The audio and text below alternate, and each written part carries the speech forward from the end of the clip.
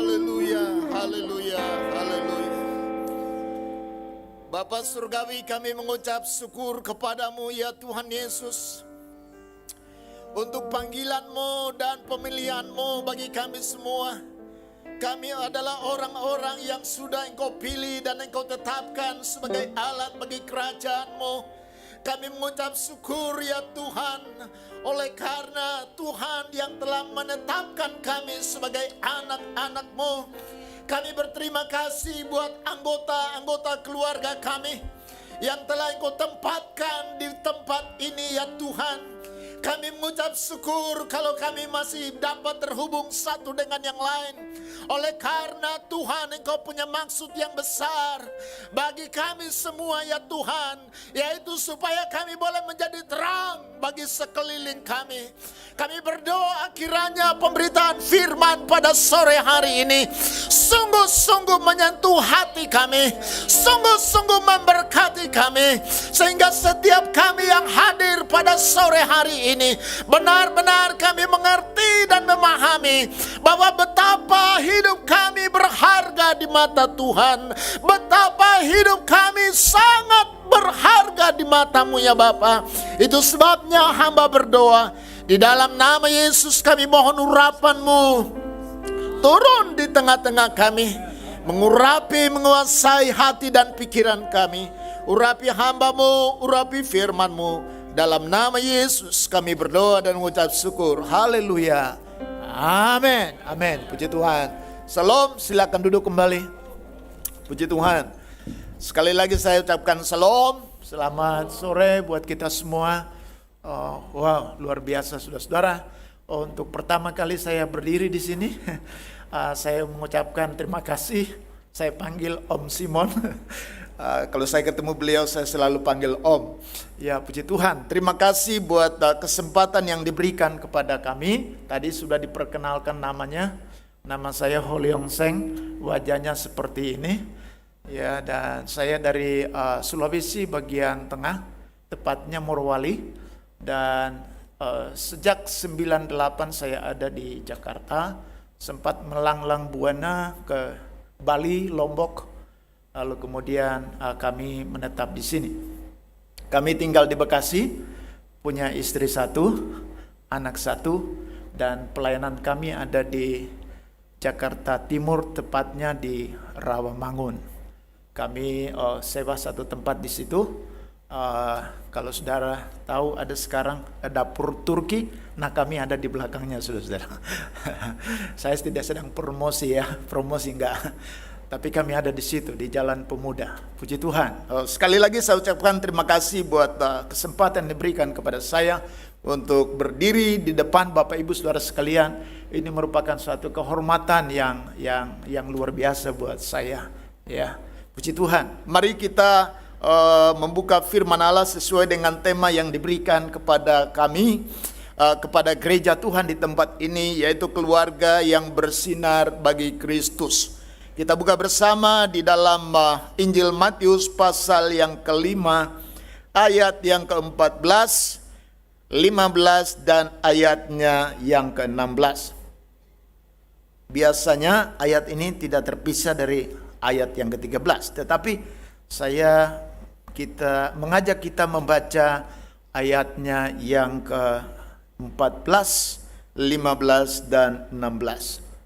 Sudah dapat semua? Mari kita baca bersama-sama dengan suara yang mantap ya. 2, 3. Kamu adalah terang dunia. Kota yang terletak di atas gunung tidak mungkin tersembunyi. Lagi pula orang tidak menyalakan pelita lalu meletakkannya di bawah gantang, melainkan di atas kaki dian, sehingga menerangi semua orang di dalam rumah itu. Ayat 16, demikianlah hendaknya terangmu bercahaya di depan orang, supaya mereka melihat perbuatanmu yang baik dan memuliakan Bapamu yang di sorga. Amin. Yang diberkati adalah kita mendengar dan melakukan kebenaran firman Tuhan. Bapak Ibu Saudara sekalian dikasihi oleh Tuhan, kita tahu bahwa Injil Matius pasal 5 dan 6 dan 7 adalah merupakan suatu kumpulan khotbah di bukit oleh Yesus sendiri. Dan luar biasa kalau Tuhan tulisan Matius ini menempatkan ayat ini di sini, dan dikatakan di dalam ayat 14 ini, kamu adalah terang dunia. Katakan kiri kanannya, kamu adalah terang dunia. Dunia loh, ya, dunia. Nah, sebagaimana tema yang diberikan, keluarga yang bersinar bagi Kristus. Tadi sudah dinaikkan pujian, bersama keluargaku melayani Tuhan. Memang sungguh suatu hal yang luar biasa kalau kita boleh bersama-sama di dalam satu gereja setempat di mana kita boleh melayani bersama-sama. Nah, Bapak Ibu Saudara sekalian dikasih oleh Tuhan, adalah kehendak Tuhan agar keluarga-keluarga Kristen, keluarga-keluarga orang yang percaya kepada Tuhan menjadi jembatan untuk orang mengenal Yesus Kristus. Amin. Suatu ketika ada seorang ibu, dia seorang guru sekolah minggu. Dan tetangganya itu bukan orang yang percaya kepada Tuhan. Tetapi setiap kali ibu ini kalau pergi ke gereja lewat gang di mana anak ini rumahnya ada di situ. Lalu dia hanya mengatakan satu kata. Nama anak ini adalah Bambang. Lalu dia bilang begini, Bang, neng gereja bang. Hanya itu saja. Ya tante, ya. Tapi anak ini belum ke gereja. Tapi ibu ini setiap kali dia pergi ke gereja untuk melayani anak-anak sekolah minggu, kata itu kembali dia ucapkan. Bang, neng gereja bang. Iya tante. Ya. 1 bulan, 2 bulan, bulan ketiga anak ini penasaran. Ada apa di gereja? Dia bukan orang percaya kepada Tuhan. Tetapi saking penasarannya setiap kali ibu ini lewat. Bang, neng gereja bang. Dia penasaran, ada apa di gereja? Ternyata satu kali dia ikut ibu ini. Ikut ke gereja, namanya anak-anak pingin tahu. Dia ikut sekolah minggu. Dia duduk di sana. Lalu kemudian selesai sekolah minggu, ibu ini antar pulang ke rumahnya. Minggu berikutnya berjalan seperti itu. Dan singkat cerita saudara-saudara, dari anak ini yang tidak mengenal Yesus Kristus, dengan tuntunan daripada seorang guru sekolah minggu yang kurang lebih 3 bulan menyampaikan kata, Bang, neng gereja bang. Hanya itu saja. Tapi ternyata kata itu terngiang-ngiang di telinganya. Dan akhirnya saudara-saudara, singkat cerita, anak ini terima Yesus sebagai Tuhan dan Juru Selamat. Dan sekarang dia menjadi seorang gembala sidang. Ya, Tuhan percayakan pelayanan di salah satu sinode gereja yang sedang bertumbuh. Ya. Itu adalah satu cerita di mana seorang guru sekolah minggu, kata-katanya itu punya kuasa. Kata-katanya itu punya pengaruh.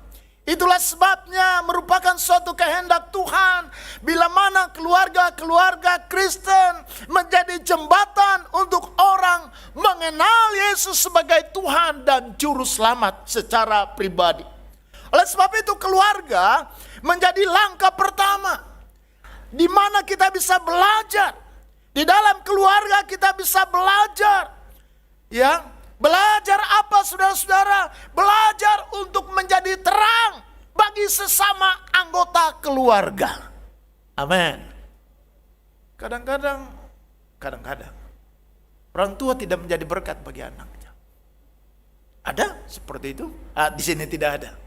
Di sini semua sedang ke arah pertumbuhan yang lebih baik. Ya. Jadi keluarga menjadi tempat latihan paling awal bagi setiap kita sebagai anggota keluarga untuk bersaksi tentang Kristus. Oleh sebab itu, bersyukurlah Bapak Ibu, anak-anak muda, kalau engkau ada di tengah-tengah keluarga yang cinta kepada Tuhan. Sebab itulah yang Tuhan kehendaki.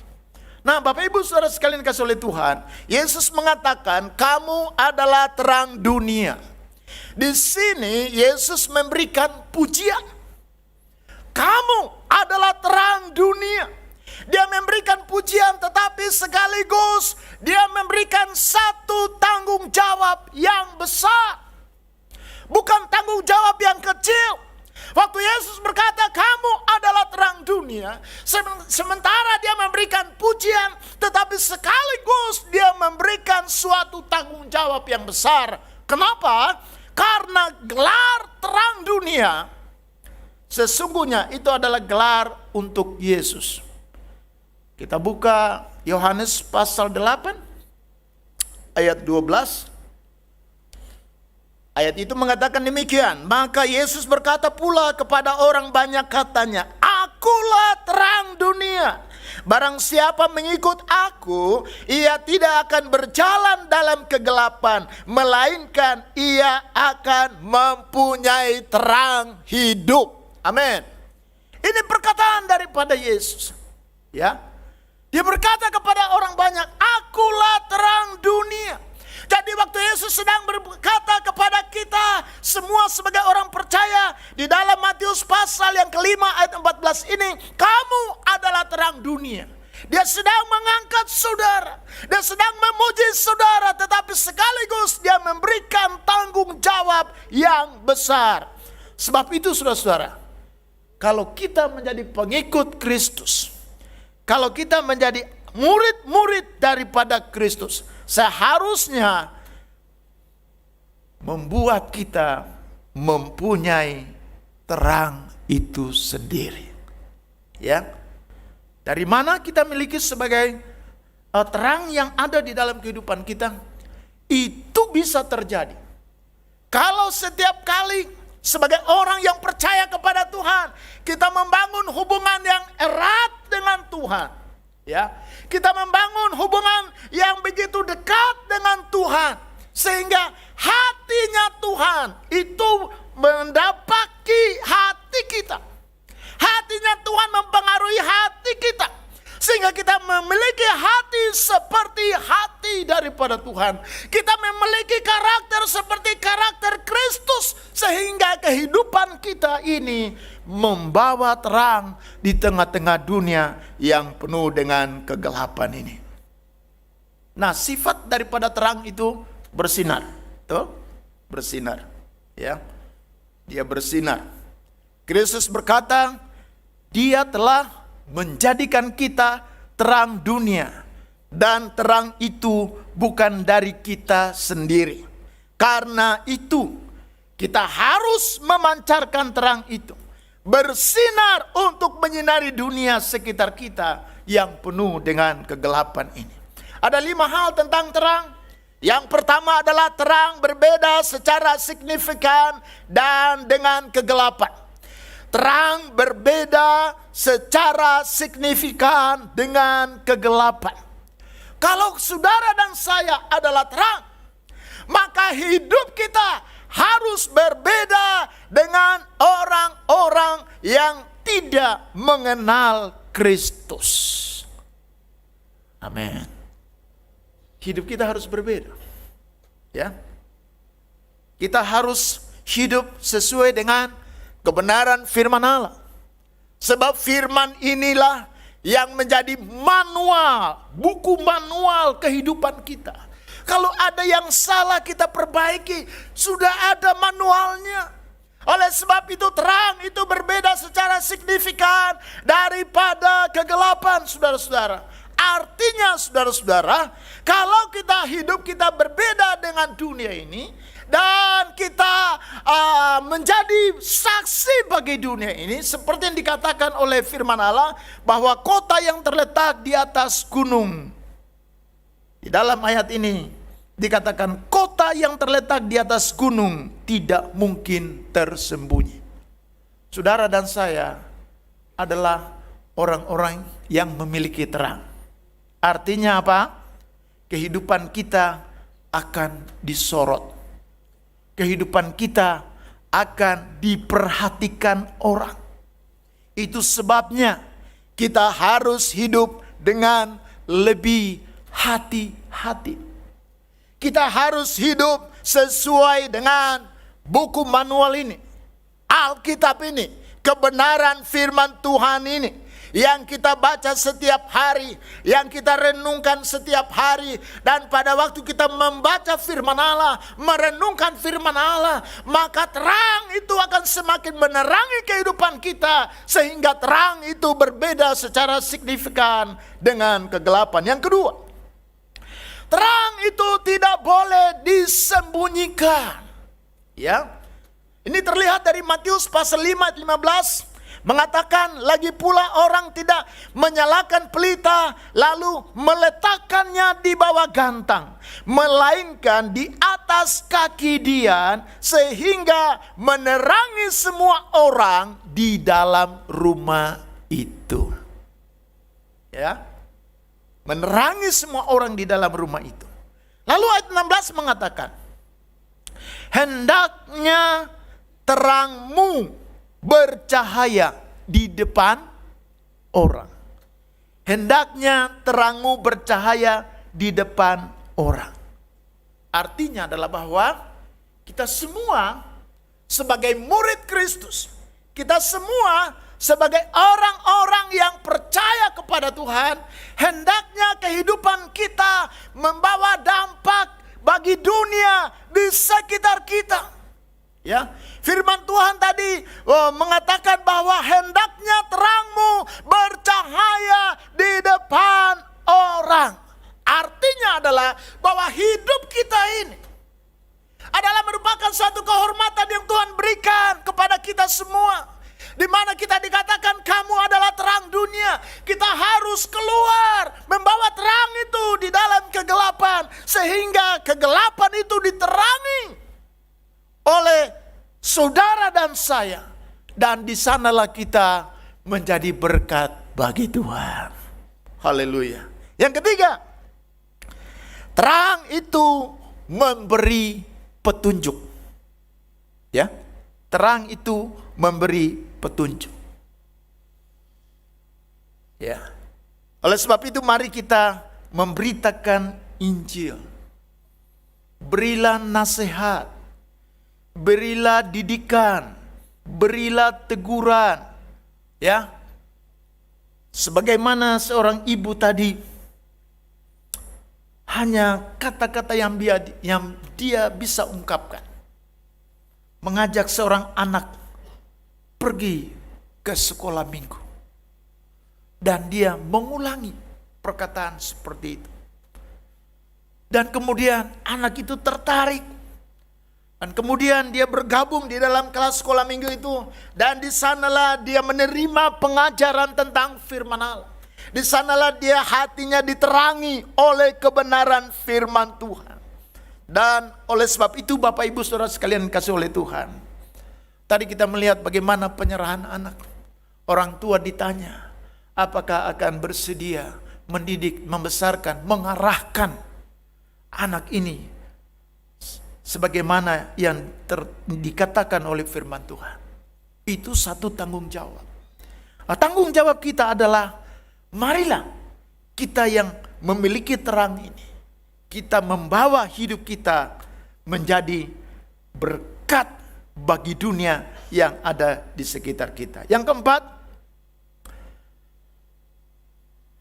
saudara-saudara, terang semakin dibutuhkan di tempat yang semakin gelap. Betul?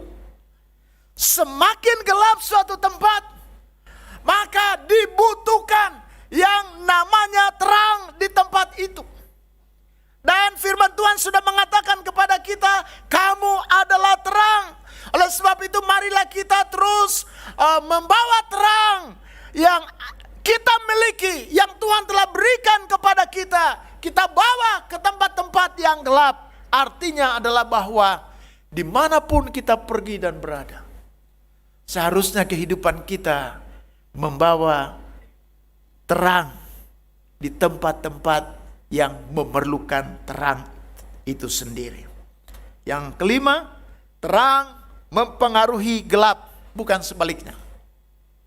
Yohanes pasal 1, kita baca dalam firman Allah Yohanes pasal 1 ayat yang kelima, mengatakan demikian, terang itu bercahaya di dalam kegelapan dan kegelapan itu tidak menguasainya. Amin. Ya. Terang itu tidak dikuasai oleh kegelapan. Marilah kita menjadi anak-anak terang, murid-murid Kristus yang membawa terang itu dimanapun kita pergi dan berada. Nah, pertanyaan saya adalah pada sore hari ini, apa tanggung jawab kita sebagai terang dunia? Kembali kepada Matius pasal 5 ayat yang ke-14 dan 15. Ya. Bapak Ibu Saudara sekalian dikasihi oleh Tuhan, sesungguhnya menjadi terang dunia, sekali lagi saya katakan, itu merupakan satu tanggung jawab yang sangat besar dan sekaligus merupakan sebuah kehormatan yang luar biasa, karena kita sebagai murid Kristus memancarkan cahaya Kristus di tengah-tengah dunia ini. Jadi itu merupakan suatu kehormatan. Kalau saudara dan saya dikatakan oleh firman Allah, kamu adalah terang dunia.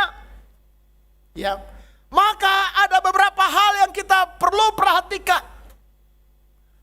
sebagai bentuk tanggung jawab kita sebagai terang dunia. Yang pertama, sebagai terang dunia, kita harus senantiasa memancarkan cahaya tersebut.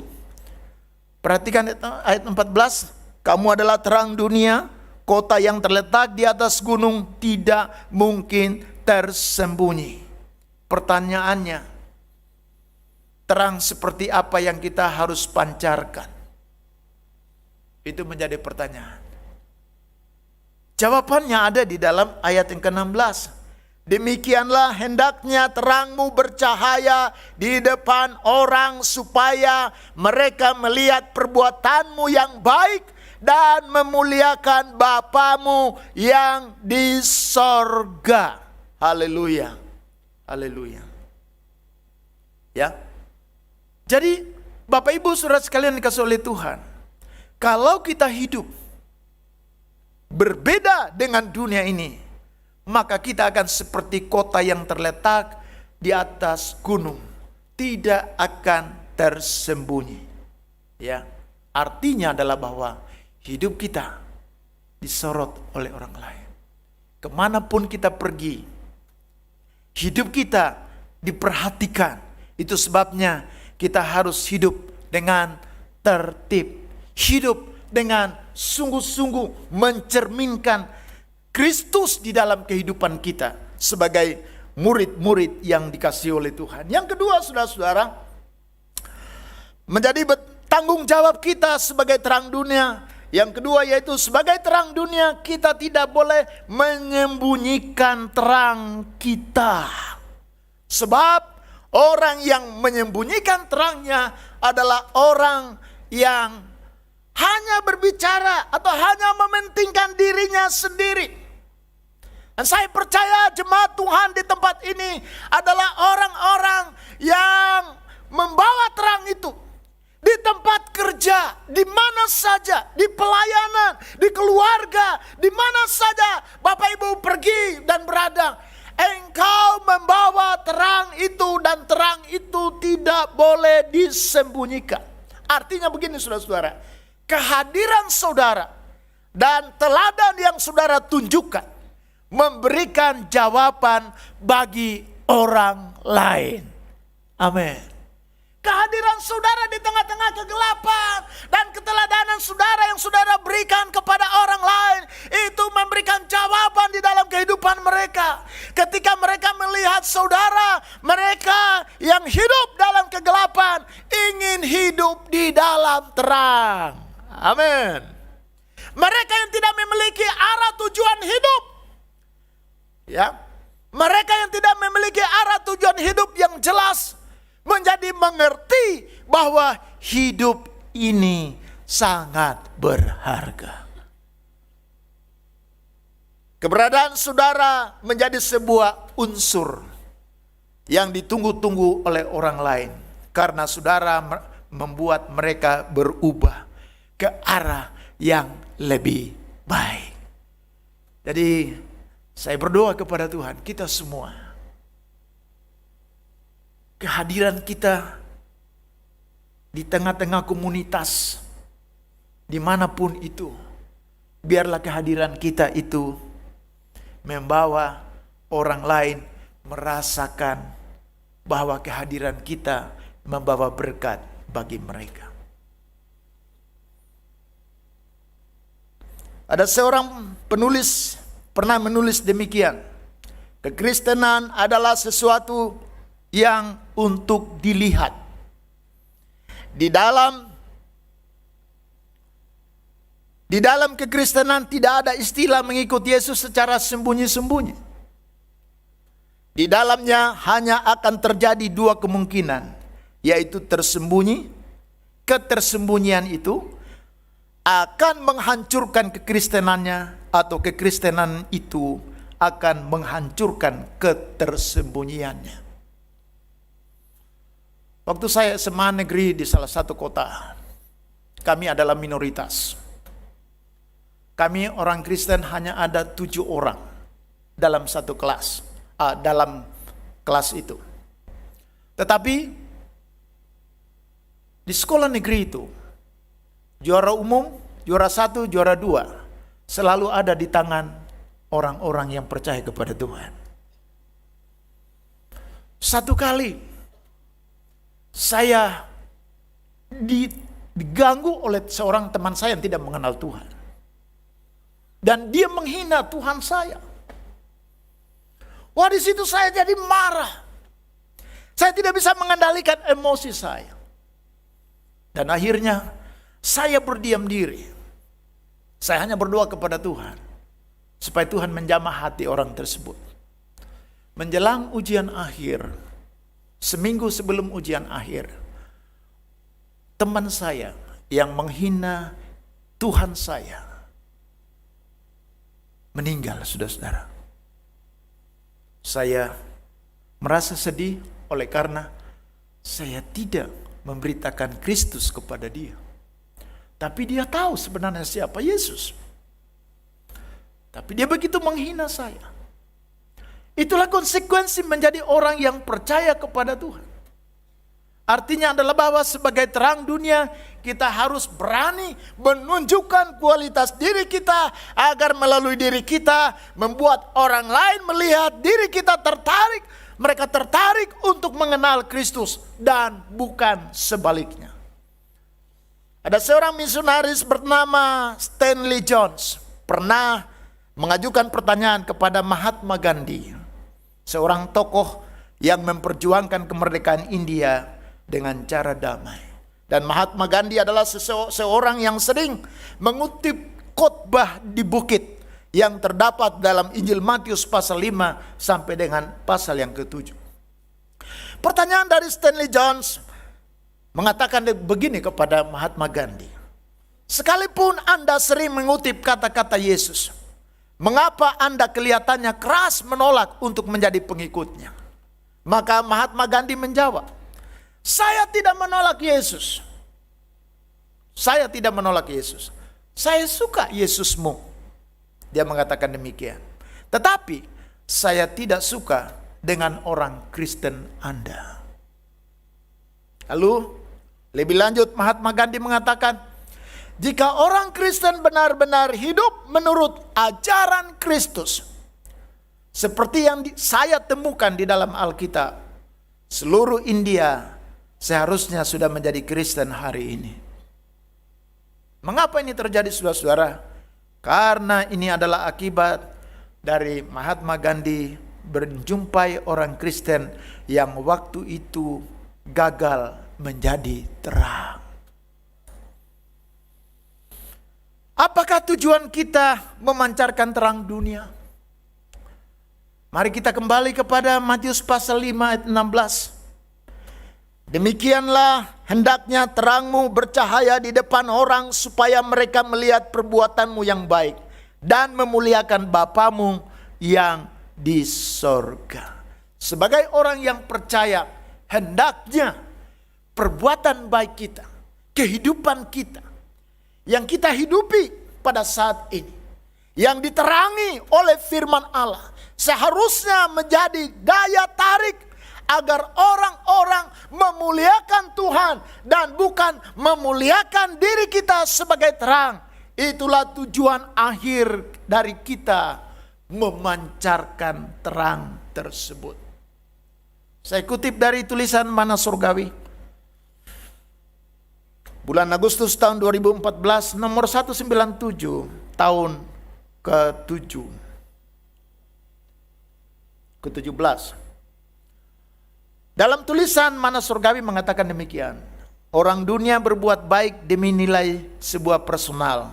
Tetapi kita sebagai orang yang percaya memiliki nilai yang lebih luhur, yaitu bagi kemuliaan Tuhan. Kita menjadikannya tanggung jawab untuk memancarkan terang sebagai sebuah pelayanan bagi kemuliaan Tuhan.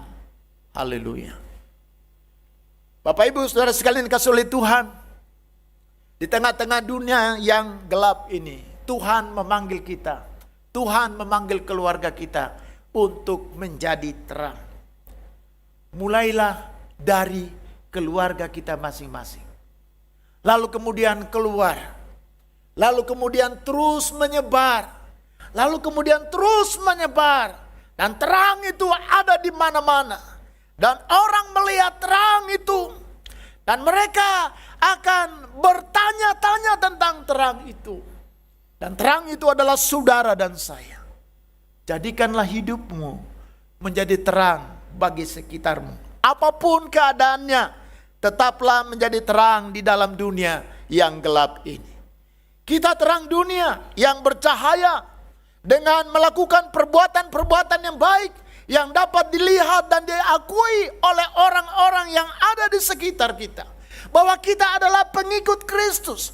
Bahwa kita adalah murid Kristus. Mari kita hidup sebagai seorang murid Kristus yang setiap hari membawa terang dimanapun kita pergi dan berada. Kita adalah terang dunia. Bukan untuk memuliakan diri sendiri, tetapi untuk memuliakan Bapa di sorga. Saya berdoa buat kita semua sebagai anggota tubuh Kristus di tempat ini. Sekali lagi, firman Tuhan mengatakan, kamu adalah terang dunia. Itu merupakan pujian sekaligus menjadi tanggung jawab kita di hadapan Tuhan. Dimanapun kita pergi dan berada, marilah kita menjadi terang itu sendiri. Saya undang kita semua berdiri.